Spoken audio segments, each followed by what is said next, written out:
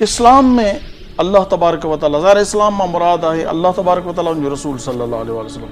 त अल्लाह ऐं उनजे रसूल औरत खे छा मक़ाम ॾिनो? साईं, अल्लाह ऐं उनजे रसूल औरत खे तमामु वॾो मक़ाम ॾिनो आहे, जानी मामला, जानी तहफ़ुज़ ॾिनो आहे, विरासत ॾिनी आहे, उन खां पोइ इज़त ॾिनी आहे, समाज में जेको आहे ख़िदमत करे। जेकॾहिं को थोरो कंहिं बि हिकिड़े टॉपिक खे खणी उनजी वज़ाहत कयो त पोइ वरी आस्ते आस्ते आस्ते वधंदासीं। जानी तहफ़ुज़ खे ॾिसूं त जानी तहफ़ुज़ केॾो ॾिनो आहे।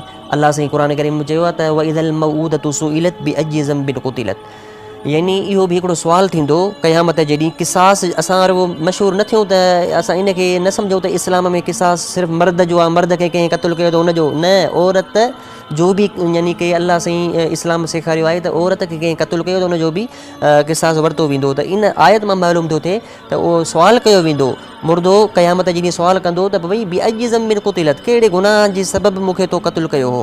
हितां अल्लाह साईं थो चवे त बाबा इहो नाहक़ आहे, इन जे करे कंहिंखे क़तलु करणु न खपे। त अल्लाह साईं जान जो बि तहफ़ुज़ ॾिनो आहे। अल्लाह साईं इहो चयो आहे त जेकॾहिं शूहर कंहिं औरत सां शादी करे थो त उनखे तहफ़ुज़ ॾिए, जान ॾिए, उन इज़त करे, उनखे घर ॾिए। ऐं अस्किनू हुन मिन हैसु सकनतुम मिन वुजदिकुम, उनखे घर ॾियो जेतिरो तव्हां खां पुॼे। ज़रूरु न आहे को बंगलो ॾियो, उनखे घर ॾेई करे उनखे इज़त सां जान जी उनजो तहफ़ुज़ कयो। अहिड़े तरीक़े सां काफ़ी मिसाल आहिनि और जान जे तहफ़ुज़ में। नबी करीम सल्लल्लाहु अलैहि वसल्लम बि असांखे ॿुधायो आहे। निकाह जे बारे में इस्लाम, निकाह जे बारे में ॾिसो था त नबी करीम सल्लल्लाहु अलैहि वसल्लम चयो त इहा आयत आहे न क़ुरान करीम जी, त हिकिड़ी जेकॾहिं तव्हांखे औरत पसंदि अचे त पोइ हिकिड़ी सां कयो फतूबा, जेकॾहिं न त पोइ मसना वसुलास वरुबा, जेकॾहिं ॿिनि सां ताक़त हुजेव जो हुकूक अदा करे सघो 2 3। इहा आयत सिर्फ़ु मर्द जे लाइ न आहे त हुनखे जेको आहे औरत भली लॻे पोइ हिकिड़ी सां, न त पोइ ॿिनि सां, न त टिनि सां, न, इहो हुकुम औरत जे लाइ बि आहे त औरत बि पंहिंजे शोहर खे, यानी की को जेको मुड़ुसु पंहिंजी ज़िंदगी जे लाइ को जेको माण्हू हथु करे थी, मुड़ुसु हथु करे थी त ॾिसी वाइसी करे सघे थी हिकिड़ी। बाक़ी इहो आहे त हू 4 शादी करे सघे थो, औरत हिकिड़ी ई शादी करे सघे थी। हा, इन सां गॾोगॾु वरी इहो बि ॾिसूं त औरत खे पसंदि जो इख़्तियार आहे, यानी ईअं न आहे त ज़बरदस्ती कंहिंखे बस करे। जीअं असांजो रवाज आहे, असांजी रस्मनि में आहे, रस्मनि में इस्लाम नथो चवे। इस्लाम नथो चवे, इस्लाम ॾिसो आयत मूं पढ़ी, ठीकु जी, इस्लाम इहो थो चए पियो त औरत खे बि हक़ आहे त हू पसंदि करे। असां में न रुगो मर्द खे हक़ आहे त औरत खे पसंदि करे, औरत खे बि अल्लाह ताला हक़ ॾिनो आहे त हू ॾिसे जेकॾहिं उहो हुनखे छोकिरो पसंदि आहे हा करे, न आहे पसंदि न करे त उन ते ज़बरदस्ती निकाह कोन करायो वेंदो। न कोर्ट खे इजाज़त आहे, न पीउ खे इजाज़त आहे, न थाणे खे इजाज़त आहे, न हुकुमरान खे इजाज़त आहे। अच्छा, उन सां गॾोगॾु निकाह जी अल्लाह साईं इजाज़त ॾिनी आहे ऐं ॿिन्हिनि खे अल्लाह साईं छूट ॾिनी आहे त पाण में रज़ामंदी सां। ऐं तव्हांखे इहा बि ख़बर आहे त इस्लाम में इहो बि चवे थो त जेकॾहिं का बेवा औरत आहे त उहा जेसि ताणी ॻाल्हाईंदी न, जेसि ताणी चवंदी न त मां शादी कंदमि, तेसि ताणी कंहिं वलीअ खे, उनजे पीउ खे, कंहिंखे बि ताक़त न आहे जो उन बेवा औरत सां वारिस, यानी को पीउ हुजे या उनजो को चाचो जो वॾो हुजे, उहो ज़बरदस्ती न कंदो जेसि ताईं उहा ज़बान सां न चवंदी। हा, बाक़ी जेकॾहिं उहा कुंवारी आहे त उनजे लाइ हुकुम इहो आहे त बहितर इहा आहे त माना वली उनजे लाइ माना शोहर ॻोल्हे। त ॾिसो त इस्लाम कहिड़ो बहितर तरीक़ो। इस्लाम खां अॻु में औरत जेकॾहिं बेवा थी वञे त उनखे निकाह जे लाइक़ त छा, बल्कि उनखे मनहूस कयो वेंदो। बल्कि नबी करीम अलैहिस्सलाम जन जा जेके 10 घर वारियूं आहिनि, सुभान अल्लाह, उहे बेवा आहिनि। हिकिड़ी अम्मा आयशा जेका आहे उहा कुंवारी, बाक़ी जेको आहे 10 हरम नबी पाक अलैहिस्सलाम जी 10 घर वारियूं जेके आहिनि उहे बेवान सां निकाह करे साबित कयूं त मां नबियनि जो सरदार थी करे बेवा औरत सां निकाह थो कयां त इहो ऐब न आहे, इहा सुन्नत आहे। जेकॾहिं कोई बेवा औरत सां निकाह करे थो, नियत इहा शामिल करे त उनखे अजर बि मिलंदो त हुज़ूर करीम अलैहिस्सलाम जन जी सुन्नत अदा थी थिए पई। होॾां अचूं था पिया त इस्लाम खां अॻु में नियाणी जी पैदाइश खे गार सम्झो थो वञे। जॾहिं हुज़ूर करीम अलैहिस्सलाम खे नियाणी पैदा थी त हुज़ूर करीम अलैहिस्सलाम जो छा वर्ताव पंहिंजी नियाणी सां? सुभान अल्लाह। तव्हां हज़रत फातिमा रज़ियल्लाहु तआला अन्हा जी सीरत खे ॾिसूं, बीबी सैयदा रज़ियल्लाहु तआला अन्हा सां केॾी मुहबत हुई ऐं नालो रखियऊं ऐं फातिमा रखियऊं त जेको हिन सां मुहबत कंदो उहो जहन्नम खां आज़ादु आहे। यानी वरी इहा बि चयूं त अलबिदातु मिन्नी, यानी फातिमा जेको आहे मुंहिंजे जिगर जो टुकड़ो आहे, इहो प्यार। ऐं हदीस शरीफ़ अचे थी त बुख़ारी शरीफ़ जी हदीस आहे त बीबी आयशा सिद्दीक़ा फरमाए थी, चवे थी त मां वेठी हुयमि हुज़ूर सल्लल्लाहु अलैहि वसल्लम सां, बीबी फातिमा सैयदा आई त हुज़ूर सल्लल्लाहु अलैहि वसल्लम पंहिंजी जॻह मुबारक तां उथी करे अॻिते वधिया सुभान अल्लाह, न्याणी जो इस्तक़बाल कयो, नबीन जो सरदार पंहिंजी न्याणी जो इस्तक़बाल करे थो, इस्तक़बाल करे अॻियां विया ऐं इस्तक़बाल करे माथे मुबारक ते बोसो ॾेई ऐं उनखे विहारे करे, इन सिंधी में चइजे त उनजी पेशानी चुमियो, सुभान अल्लाह, विहारे करे पोइ पंहिंजी चादर मुबारक विछायो उनखे विहारण जे लाइ, बिल्कुलु सुभान अल्लाह। ऐं बीबी आयशा सिद्दीक़ा फरमाए थी त ॾिसो त न्याणी सां हुज़ूर सल्लल्लाहु अलैहि वसल्लम मुहबत छा हुई। पहिरीं छा ॿुधाए पई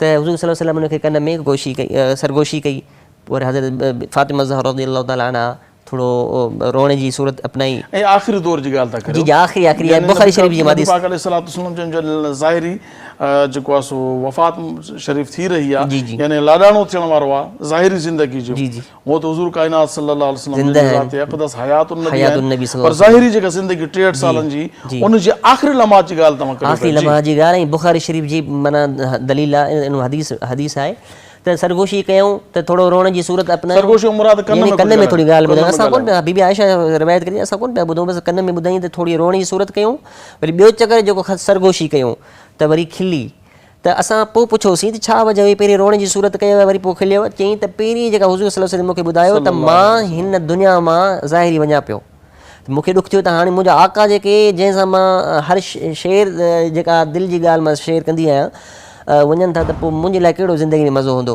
वरी ॿियो चकर जे चऊं पाण फरमायूं त अहल बैत मां सभ खां पहिरीं तूं मूं ॾांहुं ईंदी आहीं, त उन में मां ख़ुशि थियसि, तोसां मुंहिंजी मुलाक़ात थींदी। औरत खे तालीम जे बाबति छा थो हुकुम ॾे? सुभान अल्लाह, तालीम जे बारे में बि इस्लाम तमामु बहितरीनु नज़रियो ॾिनो आहे, औरत खे जे लाइ हुजे या मर्द जे लाइ। इक़रा पहिरीं लफ़्ज़ जेको आहे पढ़ो, इस्लाम जी शुरूआत इक़रा, सुभान अल्लाह, चाहे इहो सिर्फ़ु मर्द जे लाइ न आहे, इक़रा मुतलक़ आहे, इन में औरत बि शामिल आहे। इक़रा माना पढ़, पंहिंजे बिस्मि रब्बिक अल्लज़ी ख़लक़, पंहिंजे रब जे नाले सां जंहिं तोखे पैदा कयो आहे। इस्लाम जी इब्तिदा इक़रा सां, पढ़ण सां, तालीम सां। अॻिते वरी कहिड़ा लफ़्ज़ आहिनि, बिस्मि रब्बिक अल्लज़ी ख़लक़, अपने पंहिंजे रब जे नाले सां पढ़, बिस्मिल्लाहिर रहमानिर रहीम पढ़। मतिलबु इहो छा थो थिए त दीन हितां असांखे मिले थो, दुनियावी तालीम मिले थी, इहो सिर्फ़ु औरत मर्द जे लाइ न आहे, औरत जे लाइ बि आहे। अहिड़े तरीक़े सां नबी करीम सल्लल्लाहु अलैहि वसल्लम जी हदीस आहे, मन आल सलास बनात, यानी हुज़ूर सल्लल्लाहु अलैहि वसल्लम फरमायो त तरबियत कयो तव्हां न्याणियुनि जी 3 तरीक़नि सां, अदबहुन, पोइ उन्हनि खे अदब सेखारियो, वज़व्वजहुन, उन्हनि जी शादी करायो, व अहसनु, ऐं उन्हनि खे सुहिणी तरबियत ॾियो।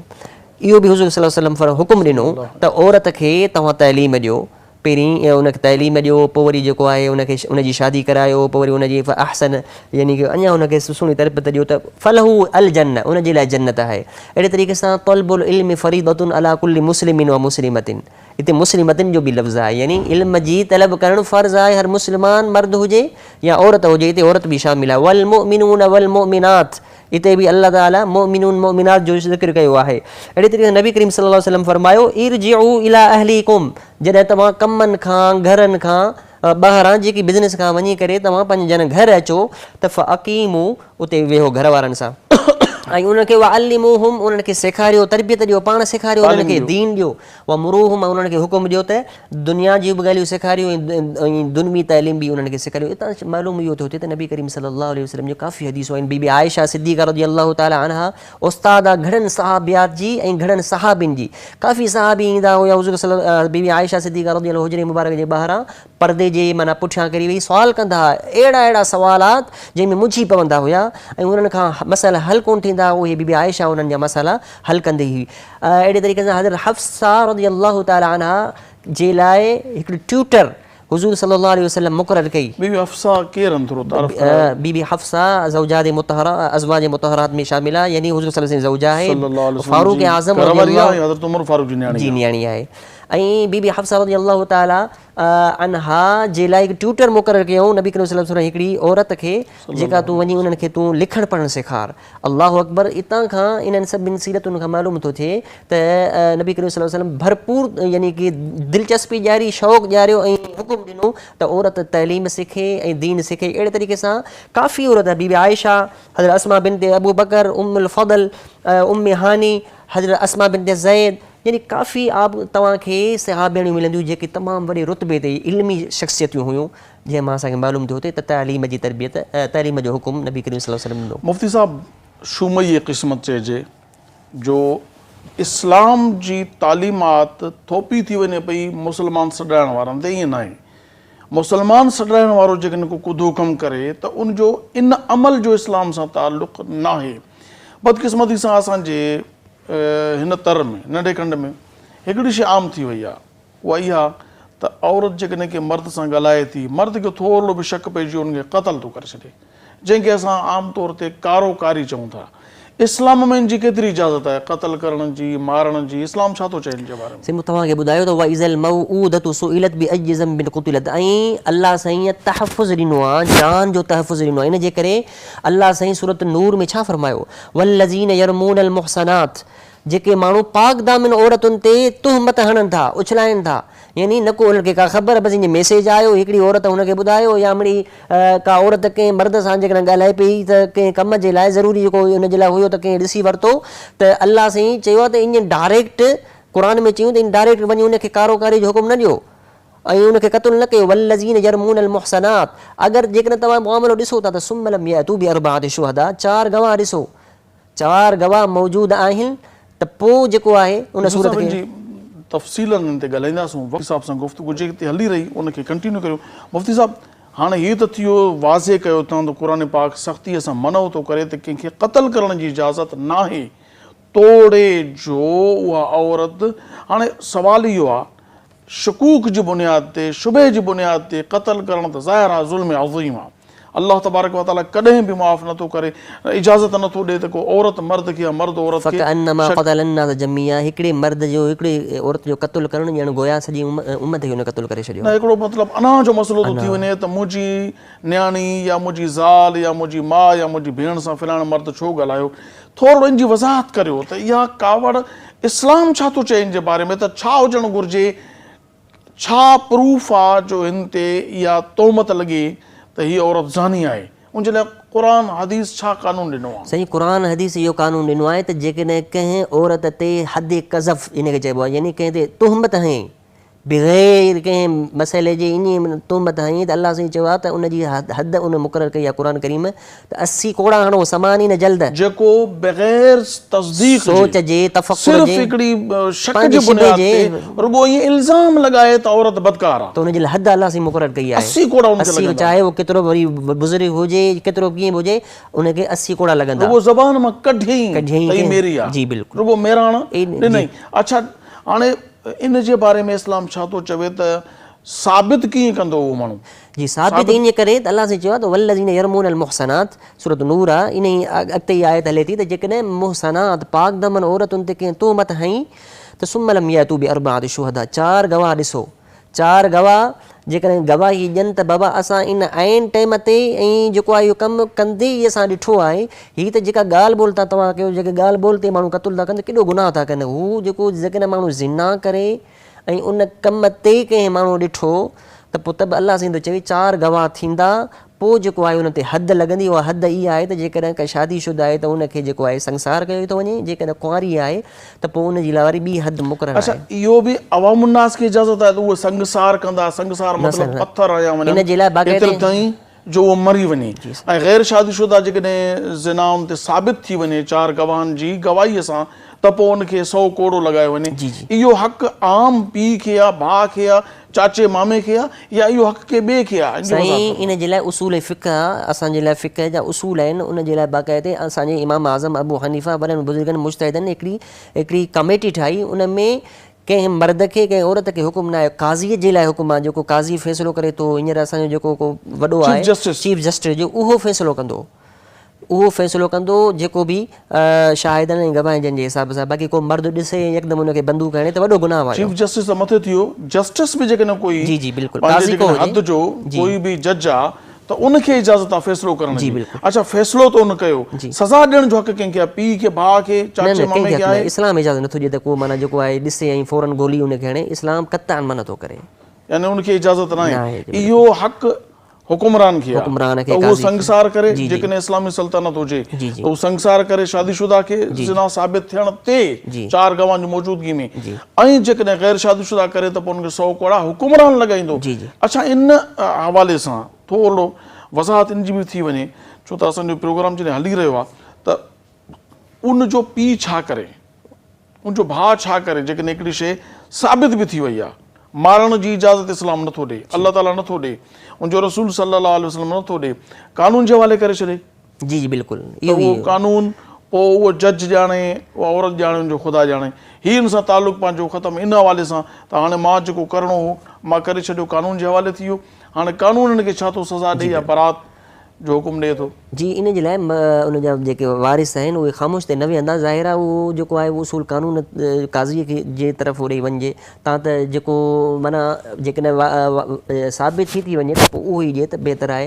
तव्हां त हू जेको आहे जेके ॿी मुद्दई अलई या मुद्दा अलई आहे त उहे को अहिड़ो माना एक्शन न खणनि जंहिंमें को मसइलो थी पियो थिए। जी, असांजो मुल्क पाकिस्तान जो आइन बि इन शइ जी इजाज़त कोन थो ॾिए पियो, ऐं इहो आइन ज़ाहिर क़ुरान हदीस जी रोशनी में ठाहियो आहे उलमा इकराम गॾिजी करे। अच्छा, हाणे अचूं था पिया असां, हिकिड़ी ॿी ख़ासि ॻाल्हि ॾिठी वई आहे त मज़हबी तबिके ते हिकिड़ी तोहमत लॻाई वेंदी आहे त तव्हां औरतुनि खे वोट ॾियण जो हक़ नथा ॾियो। इस्लाम चवे छा थो? हक़ीक़त ईअं आहे, इन जे बरअक्स आहे, या इहा तोहमत आहे, या हक़ीक़त बि ईअं ई आहे? इस्लाम इजाज़त ॾिए थो औरत खे तमामु समाजी ख़िदमत जा हक़ ॾिना आहिनि। सूरत मुमतहिन आहे, तव्हांखे 12 आयत उन जी स्टडी कंदा त उन में अल्लाह से बाक़ाइदे शर्त रखिया आहिनि औरत खां बैत वठण जा, यानी औरत खे बैत इन वोट खे असांजे इस्लाम बैत करार ॾिनो आहे। जी जी, बैत जेकॾहिं औरत खां वरिती थी वञे या बाबा जेको आहे ज़ाहिर त बैत माना वोट, त बि उन जा शराइत रखिया आहिनि। ऐं उहो जेकॾहिं फारूक आज़म रज़ी अलाह ताला उन जी सीरत खे ॾिसूं त फारूक आज़म रज़ी अलाह ताला हमेशह वोट वठंदा हुया, पर उनखे अहमियत ॾींदा, औरत खे मशवरो वठंदा हुया। तव्हांखे ख़बर आहे त हिकु चकर महर जे हिसाब सां हज़रत फारूक आज़म फ़तवा ॾिनी त बाबा हेतिरी ॾिनी वञे, त औरत त वेठी हुई, पोड़ी औरत हुई, उन यकदमि चयो त इहो फारूक आज़म तो फ़ैसिलो ग़लति कयो आहे, तो फ़ैसिलो ग़लति चई ॾिने उन, माना सियासी में बि मशवरो औरत खां वरितो वञे थो। हितां साबित थियो त फारूक आज़म खे जॾहिं हुन औरत चयो त फारूक आज़म हुन खां दलील घुरियो, चयो आहे इन इहदा हुन किन तौरनि, अलाह साईं थो चवे त इहदा हुन किन तौरनि, यानी औरत खे तव्हां महर ॾियो वधीक ॾेई छॾियो त तव्हां घटिताई छो था कयो। त पोइ जॾहिं फारूक आज़म क़ुर जी आयत ॿुधी ऐं उनखे जेको आहे उनजे मशवरे खे ऐं अहमियत ॾिनी, त अहिड़े तरीक़े सां फारूक आज़म रज़ी अलाह ताला अन्हु अहमियत ॾींदा हुआ। ऐं वोट जी आयत जेका आहे सूरत मुमतहिन जे 12 आयत मां साबित थी त औरत वोट ॾेई सघे थी, ऐं उन में कोई इशू न आहे। हुजे पर्दे जो मतिलबु जेको इस्लाम यानी सियासी मामले में अची सघे थी, लेकिन सियासी मामलात में बि औरत खे हिसो वठण जो हक़ आहे। फारूक आज़म जी जीअं मूं तव्हांखे ॿुधाई त बाक़ाइदा मशवरो वठंदा हुया, अक्सर मशवरो। ऐं हिकिड़ी औरत खे फारूक आज़म हिकिड़ी बाज़ारी मामला या मुआशी मामले में कंहिं उहिदो बि को उहिदे ते बि फ़ाइज़ कयो हो फारूक आज़म रज़ी अलाह ताला। अच्छा, समाजी ख़िदमत जे हवाले सां औरत जो किरदारु छा हुअणु घुरिजे? इस्लाम छा थो चवे पियो? समाजी ख़िदमत जे हिसाब सां बि जेको आहे नबी करीम सल्लल्लाहु अलैहि वसल्लम बाक़ाइदगीअ सां औरत खे मुक़ररु कयो आहे। तव्हांखे ख़बर हुजणु खपे त जॾहिं बि जंग ते हुज़ूर सल्लल्लाहु अलैहि वसल्लम वेंदा हुया त अक्सर सिहाबियात जिहाद में शरीक थींदियूं हुयूं, जंग में शरीक थींदियूं हुयूं। उहद जबल उते तव्हांखे असांखे ख़बर आहे त बीबी फातिमा रज़ी अलाह ताला अन्हा जॾहिं हुज़ूर सल्लल्लाहु अलैहि वसल्लम ॾंद मुबारक शहीद थिया त उते बीबी साइण बि मौजूदु हुई, ऐं फ़ौरन उन जेको आहे मलम पटी ठाही ऐं फ़ौरन हुज़ूर सल्लल्लाहु अलैहि वसल्लम जे रत खे बीहारियो हुयो, त उते बीबी साइण बि मौजूदु हुई। ऐं अक्सर जंग में सिहाबियाती मौजूदु हुयूं, उन्हनि जो कमु इहो हूंदो हो त पाणी भरे करे खीमनि ताईं पहुचाईंदियूं हुयूं ऐं मलम पटियूं कंदियूं हुयूं। त इन मां छा मालूम थो थिए? इन मां मालूम इहो थो थिए त इहे समाजी ख़िदमत हुई उन हिसाब सां, उन दौर जे हिसाब सां समाजी ख़िदमत ही। ऐं मलम पटी करणु इहो छा हुयो? इहो बि हिकिड़ो जेको आहे डॉक्टरी उनजे वरी जेके हूंदियूं नर्सिंग, इहो नर्सिंग ई इहो कमु हुयो। त इन हिसाब सां समाजी ख़िदमत बि हुज़ूर सल्लल्लाहु अलैहि वसल्लम ॾिनी आहे। अहिड़े तरीक़े सां क़ुर जी आयत आहे वल मुमिनून वल मुमिनात, मोमिन हुजनि या मोमिन औरतूं मर्द हुजनि या औरतूं हुजनि, बादुहुमा हिक ॿिए जा दोस्त आहिनि, जेकॾहिं हिक ॿिए जा मददगार आहिनि। जेकॾहिं औरत खां मदद मिली थी सघे तरीक़े सां हक़ शरीयत जे हिसाब सां, बेगुर उन जो जेको हद हुजे उन हिसाब सां जेकॾहिं उन खां मदद वठी सघिजे थी, ऐं अहिड़े तरीक़े सां जेकॾहिं मर्द खे औरत खे मिले थी, औरत जी तरफ़ मिले थी त उहो बि ॾेई सघे थो। हुस्न सलूक जे बारे में जी बिल्कुलु, इस्लाम छा हैसियत ॾिए थो पियो? हुस्न सलूक जे बारे में नबी करीम सल्लल्लाहु अलैहि वसल्लम जी हदीस मुबारक आहे। पाण करीम सल्लल्लाहु अलैहि वसल्लम फरमायो मूंखे 3 शयूं पसंदि आहिनि। अस्सलातु क़ुर्रतु आइनी बिसरा, निमाज़ मुंहिंजे अखियुनि जी ठार।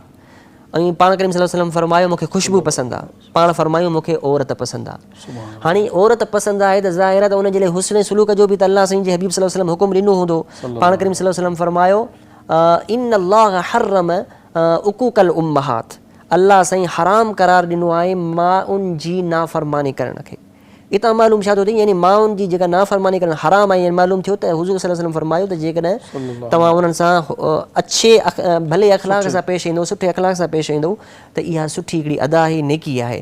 त जेकॾहिं तव्हां उन्हनि सां बददियानती कंदो, बद अख़लाक़ी कंदो, त इहो हराम आहे, अल्लाह साईं हराम करे छॾियो आहे। अहिड़े तरीक़े सां नबी करीम सल्लल्लाहु अलैहि वसल्लम फरमायो त हिकिड़ी सहाबी पुछी, या रसूल सल्लल्लाहु अलैहि वसल्लम, मां पंहिंजे पीउ जो अदब कयां या माउ जो अदब कयां, मूं ते कंहिंजो वधीक हक़ु आहे? पाण करीम सल्लल्लाहु अलैहि वसल्लम फरमायो तोखे माउ जो हक़ु आहे। ॿिए चकर वरी चयूं माउ जो हक़ु आहे, टे चकर चयूं माउ जो हक़ु आहे। हितां साबित छा थो थिए? हितां साबित इहो थो थिए त अल्लाह जो नबी सल्लल्लाहु अलैहि वसल्लम असांखे औरतुनि जा हुक़ूक़ ॿुधाए रहियो आहे।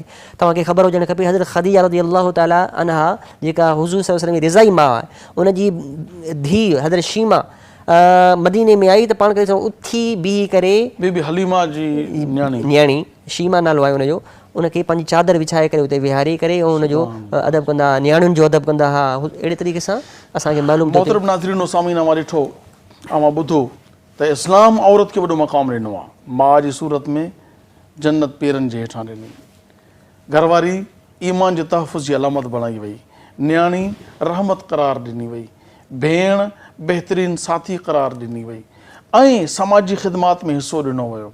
औरत खे अल्लाह तबारक व तआला जे रसूल सल्लल्लाहु अलैहि वसल्लम सियासत जी, जॾहिं त उमर फारूक जो दौर मुबारक में उन्हनि जॾहिं चवनि थियूं पयूं त हीअ कमु हीअं न आहे हीअं आहे, त उनजी बि इजाज़त ॾिनी वई। मगर हिकिड़ी शइ जो ख़्यालु कयो, इस्लाम बेहयाई जी इजाज़त नथो ॾिए, इस्लाम गैरत खां हटी करे कमु करण जी इजाज़त नथो ॾिए। इस्लाम तहफ़ुज़ ॾिनो आहे औरत जी इज़त जो, इस्लाम तहफ़ुज़ ॾिनो आहे औरत जे मक़ाम जो। इस्लाम त औरत खे यानी सम्झो त आम मुआशिरनि मां कढी हिकु बहितरीन मक़ाम ॾिनो आहे, पर सभु कुझु हूंदो हया जे दायरे में, इज़त जे दायरे में, परदे जे दायरे में सभु कुझु मिलंदो। मगर कुझु माण्हू जेके न चइजे खणी छा अहिड़े बारे में, त कहिड़ो उनजो मतिलबु सोच आहे, कहिड़ो मतिलबु प्रोपेगेंडा कयो थो वञे पियो त इस्लाम औरत खे हीअं थो करे, कुझु बि न आहे। पढ़ी ॾिसो, ॿुधो न, इल्ज़ाम न लॻायो, क़ुरान पढ़ो, उनजे महबूब अल्लाह तबारक तआला जे हबीब अलैहिस्सलाम जा फ़रामीन पढ़ो, पोइ जेकॾहिं तव्हां का ॻाल्हि लॻे त पोइ पेश कयो। बाक़ी हरूभरू इस्लाम ते तहमूद लॻाइण सां इस्लाम पोइ हिते न थींदो। इंशाअल्लाह तबारक तआला इस्लाम ज़िंदाबाद हुयो, इस्लाम ज़िंदाबाद रहंदो। नाज़रीन, अव्हांजी फीडबैक जो इंतज़ारु